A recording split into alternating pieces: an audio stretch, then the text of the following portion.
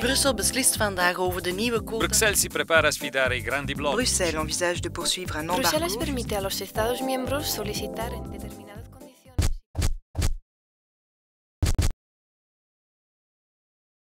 Брюксел е съчетание на всички най-важни институции, в които са представени хората от Европейския съюз, институции, от чието решения зависят в каква посока ще се развият процесите по регионите в Европа. Казвам се Хасан Азис от Република България, кмет на община Кърджали за втори мандат, член на Комитета на регионите.